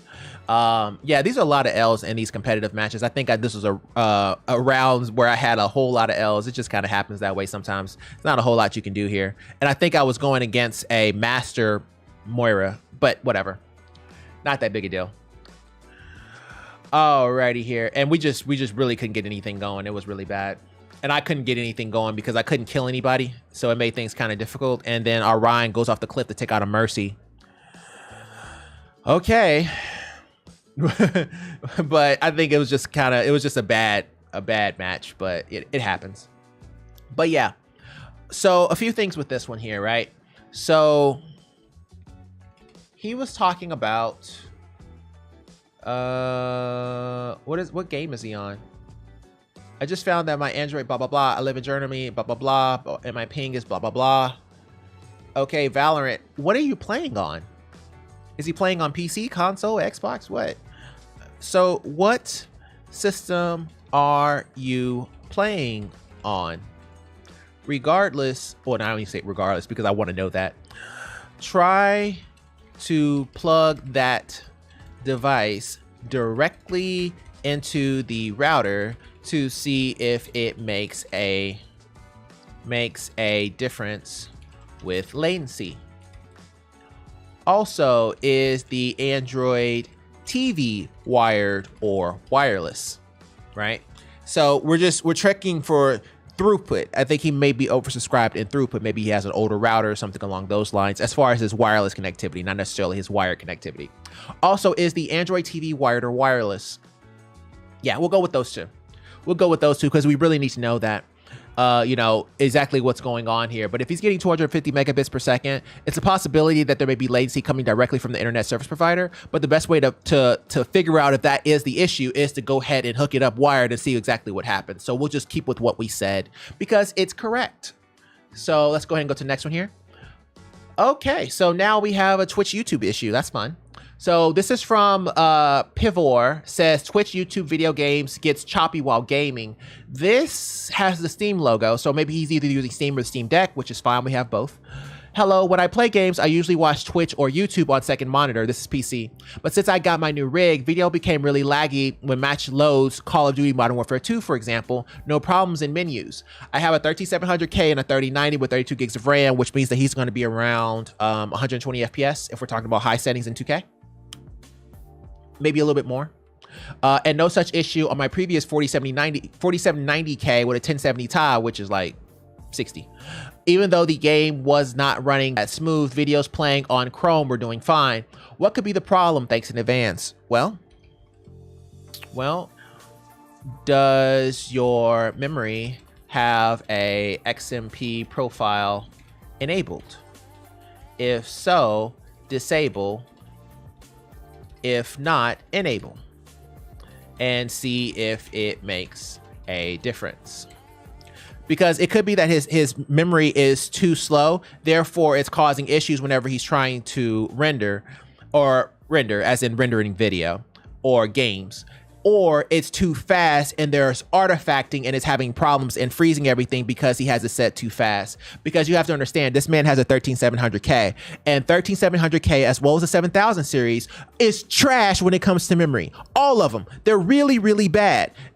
It just, you have so many issues with memory and fragments on the screen and issues, and you can't run 4 sticks. They're very, very, very unstable. Now, of course, you can make the argument that Intel is more stable than AMD, which I will not argue. You're absolutely correct. Intel is far more stable when it comes to AMD, when it comes to this particular issue. It's just, you have to understand, because he has a 13700K, there's a pretty good shot that his issue may be memory related. You know what I mean? So we always have to take that into consideration. And because of so, let's go ahead and ask him to try XMP, regardless if it's on or off, just do the reverse. And also, what happens if you try a different browser? Does the issue follow? What we're trying to make sure is that the issue doesn't have anything to do with some of the extensions that they're using in the browser application. Okay. Did he reply? Ground besides downgrading to 60 hertz, 30 to 60 FPS videos while you're playing your game at high refresh rate, 120. I disagree. I play Overwatch, and okay, to be fair, not only do I play Overwatch with like our streams, right? So we switch between Windows 11, Windows 10, and Mac, right? We switch between all three of them 24/7, which means that I literally have a remote session of all three behind my main screen, so we can switch to them very quickly. So I have all three running. Plus, I'll usually be watching like the NBA Finals or NBA playoffs or something like that, or some game or some movie or some TV show at the bottom while I'm playing games at the top, and I'm still good, okay? Granted, do I have a 4090? Yes, but this man has a 4070 Ti. It's not like he's that far off. You know what I mean?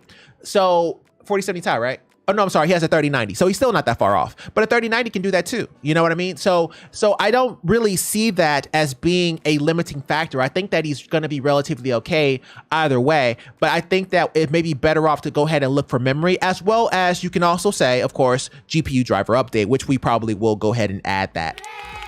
Oh, I'm sorry. I forgot to turn that off. My bad. I'm still celebrating from like from 15 cases ago. Still celebrating. But let's go ahead and do this here. Also, what happens if you try a different browser? Be sure to also update your driver to the most recent version. I'm only saying this because he has a 3090. If he has a 4000 series, I wouldn't be saying it. 4000 series, you know what I mean? If you have a driver that works, I really don't recommend upgrading it because you may end up with a problem. That's why with the 4000 series, 7000 series CPUs, as well as the 13K or 13700K, whatever, those series it's kind of a pain. Why is my computer doing this? So artifacting, that's usually going to be a memory issue. It freezes and crashes too, more than likely memory. More than likely memory or GPU memory. What are the specs of this PC. Is it overclocked in RAM? Try to remove the overclock to see how it goes. He's really gonna go for that mercy? Yes, he is. See, that's stupid. Yeah, there's not a whole lot you can do there. Trying your hardest, but this man is running around with a Zen Orb, so you can only do so much. And then I went for the ult, which is, did it work this time? I think it's, well, it wasn't bad, but it wasn't great. See how it goes. All right, more than likely memory or GPU memory. What are the specs of this PC? Is it overclocked in RAM? Try to remove the overclock to see how it goes. Yeah, we'll go with that. But there's 26 comments, and more than likely somebody's probably said the same thing. So we'll just go ahead and skip it. There's no point in reading the rest. All righty, last one of group 5. How much would the ability to keep your old game library affect your interest in purchasing a sequel console? The title. If the Switch 2 dropped in the upcoming year and Nintendo announced that your digital game library on your Switch could be taken over to the new console without you rebuying the games, would that substantially impact your decision to buy the console? I don't think Nintendo has that problem. Me personally, I think that Nintendo has enough rapport. Nintendo, unlike, you know, Naughty Dog, something like that, has yet to release a controversial game to the point where it's bad, you know, for business. You see what I'm saying? Like, Nintendo has been hitting bangers every single time. You see what I'm saying? So even on all of its consoles, they were all hits. Everybody liked them, you know, some more than others. If you're trying to talk about, like, for example, the GameCube or the Wii and so on and so forth. Well, the Wii was revolutionary. The Wii U, not so much, but the Wii was excellent. But generally, when it comes to Nintendo, I think people are just going to buy because that's the only way they can get some of their games like Link or Mario or Pokemon or now Splatoon. I think those four kind of keep it in line and allow everyone to kind of go for it because everybody, oh, you could also throw in Samus into that group, sure. But those franchisees of Nintendo is really what keeps people buying, not necessarily because they can port over games. Port over games is an Xbox thing because people may not buy the new Xbox if they can't port over their games, or the new PlayStation because they can't port over their games. Nintendo has no such problem. Well, I don't really see, y'all don't want to see my face, see Nintendo having such a problem. Because, well, I don't really see Nintendo having such a problem because it has exclusive games, and rapport with fans that have lasted decades. So for the Nintendo new console, it won't matter. People will still buy. Yeah, if you can give me Zelda at 1080p with, you know, 120 FPS or something, I'd buy that no matter what you do. You can say anything you want to, but it doesn't matter. I still buy it. Well, I don't really see Nintendo having such a problem. Okay, I don't have to do all that other stuff. Yeah, I just don't see that happening for not for Nintendo, but if it was like Xbox, yeah, I can see that. Alrighty, group 6. I think group 6 is just full of pictures and stuff, but there may be some issues in here. Best off-brand Pro controllers. I want to buy a Switch and a couple of games and was hoping to also get a Pro controller, but the Nintendo ones are a bit expensive for me right now. So what are some off-brand ones that are cheaper but still good quality? Well, I do have one. I can't remember the name of it. I bought one from GameStop a few years back. I can find it though. GameStop. Stop. Nintendo Switch controller. Yeah, this one right here. This right here. I don't know what it's called, but that's the one I bought.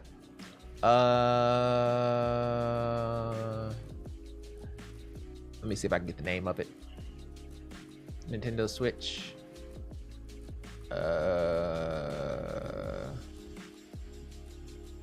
Nintendo Switch controller. Yeah, I don't need to see this. It's not all that entertaining. Controller. Yeah. Page 2.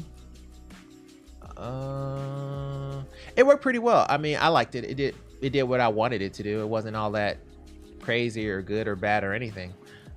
It did what it did what I wanted it to do, and it worked. So that's pretty much as far as I took it, but I don't see it here. Let me try, make sure that it's not around here somewhere. It doesn't look like it is, so may have to give up here. Oh yeah, Power A enhanced wireless controller. They have it, but it's only in blue, but it's the Power A enhanced wireless controller. Yeah, Power A enhanced wireless controller. There it is right there. So it's called the Power A enhanced wireless controller. And they were pretty cheap too, that I remember. Yeah, $35.99. Beats $70 for sure. Yeah. Dope controller. I mean, it did its job. Next question. Has anyone bought the refurbished Joy-Cons from Nintendo? No.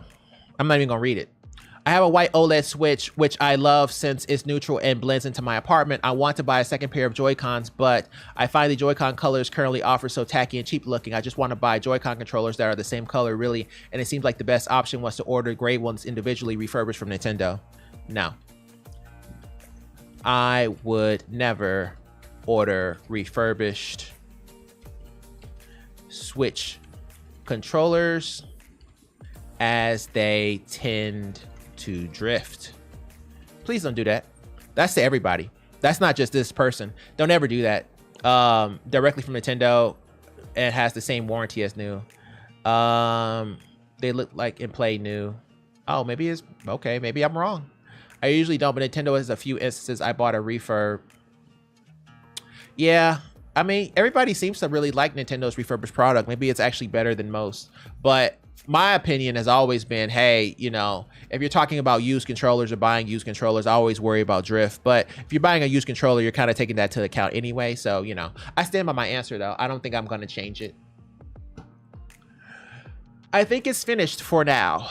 This is a man's build. Let's take a look.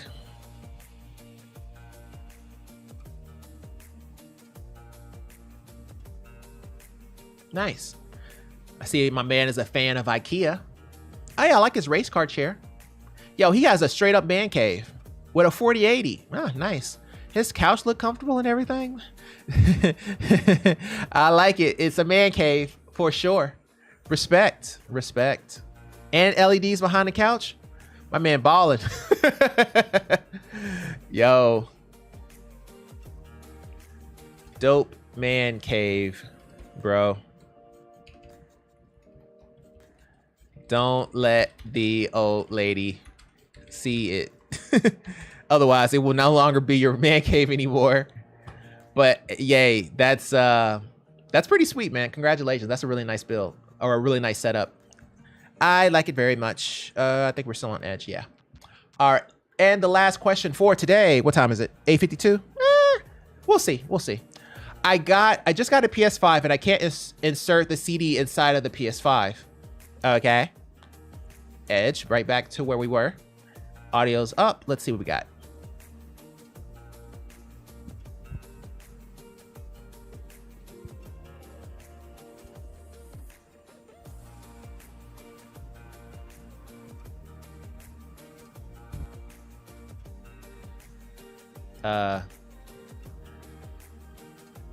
Okay. Is it on? Is there anything in it? Do you have it going in the right direction? As in, does it need to be flipped? Make sure there is no other disc in the console. And let us know how it goes. Also, what happens if you try it in the vertical orientation? Does it work then? Okay, just in case the issue is because, you know, it's vertical and not horizontal. Or I'm sorry, it's horizontal and not vertical. Let's try it in the vertical orientation just to see what happens. Oh, and it's Sekiro of all games. You got to get that working, bro. You just gotta. So yeah, that's what we would say to that one here. And yeah, it's 8:54. We'll do a few crossfire rounds, or what is it? What do we call it? Rapid fire? Rapid fire. We'll do a few rapid fires, which means that we essentially go back to Reddit, hit the refresh button, and grab the first 3. All right, y'all ready? Let's do it. Refresh. Let's see what we get. It could be anything. It could be hardware. It could be software. It could be games. We actually already answered that, and that's the most recent. That can't be. Here, let's go to home. Maybe because I'm not on my home page. Oh, no. This is my home page. That's weird. We'll skip that one. Alrighty. So we'll click on this one. This one. Is that a... Okay, just making sure it wasn't a advertising. My small rig inside the big rig built this last week to replace a 4-year-old MSI GS75. Hey, my man, sitting here with the Lian Li. Oh my God, what is it called? I have it. I literally have it. The H2O. Oh my God, what is it called? Okay, A4 SFX is the first one, and then this one here is the H2O version, but it's Lian Li. But the Lian Li case with the H2O, essentially it has a 240 millimeter radiator at the top. And then he is running a portable monitor and basically allows him to travel in his computer and play video games. Or actually, it's not his computer, but his big rig, his diesel. He is a trucker. Congrats, bro. That is the life. And get overtime while playing Call of Duty. LOL. Yo, that is the life though, man. Nice and peaceful. He has his whole gaming setup with him. So, you know, whenever he's on his breaks, sometimes they give you those back-to-back breaks or whatever. He could just sit there and just play video games. Hey, props to him. That is a nice little setup he has going on there. All right, let's go to the next one here. 8 terabytes for $200. Thanks, Micro Center. Oh, Jesus Christ.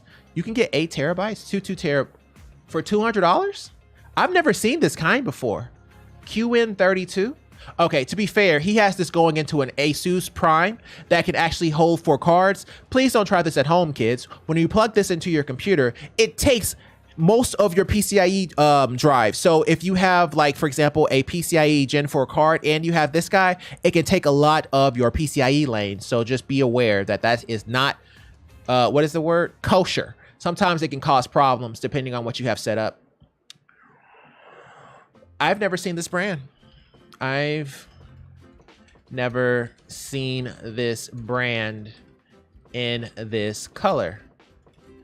Are these new? Are these new or refurbished? Refurbished NVMEs.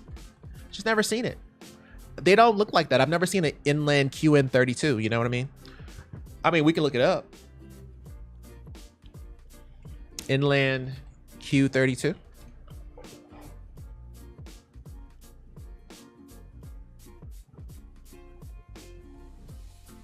Oh, I'm sorry. Somebody asked a question. Horse lover. Hey, what the blank is on a recorded player needle anyway? Like that blank as well might as well be magic. Record player needle? What are we talking about? Are we talking about a different issue? Maybe? A record player needle. Oh, I have no idea what I think it just plays like a line on the track of a disc, but I have no idea. I've never had a record player. My grandmother did, but I've never used one, so I don't know. Oh, okay. So it's a 2 terabyte. Okay, to be fair, it says SSD NVMe and its speeds are 2300 megabits per second, or I'm sorry, megabytes per second. And up to 1800 megabytes per second. I don't know if that's true or not, but still it's relatively low. So it's not exactly that fast, but it doesn't necessarily need to be that fast if you can get it for $70, because that's a pretty good deal. So he lied. He didn't pay 200. That's going to be 280. So about $300 for 8 terabytes, which still isn't bad, especially if you put it in some type of a RAID array. But of course, if you put in a RAID array, if we talked about 5, you lose 1 drive. If we talk about 6, you lose 2. If you talk about 10, you lose 2. So, you know, it is what it is, but yeah, still pretty sweet. Alrighty, and the last of our rapid fire questions for today is Elite Series 2 has a crack fresh from the box. Ooh, look at that. Look at that crack. Well, well, got the receipt. LOL. Doesn't look, is it an Elite? Oh no, it's an Elite, bro. It's an Elite. Return it. Return it. It's an Elite, bro. Not worth it. Elites are $140. The Elite Series 2. It's not worth it. Just return it. That blank looks beat like a blank telling you it's her first. Okay. I'm not. This is why we don't be reading some of these comments. Already set the return for this weekend. Yeah, just return it, bro. There's no way. There's no way. I would never do something like that, especially with the Elite controllers because they're so freaking unreliable. They just don't last very long, man. You got to use that warranty at least once. I don't think I've come across a person who's had an Elite Series controller that has lasted, you know, like 2-3 years or throughout the lifetime of the warranty, and it has not needed to use the warranty. Like most people I've run into that have Elite Series controllers have had to use the warranty. So yeah, it's a little iffy, but of course they're also still great. So, you know, it is what it is. You know, when you're the best controller, you can make some concessions, I suppose. Woo, what a day. And my people, that is going to do it for today's episode. Thank you guys so much for watching. And if you like this video, go ahead and like button. If you really like it, go ahead and subscribe. I love you either way. Take care. All the best and bye. I will see you tomorrow. Y'all have a good one. Peace.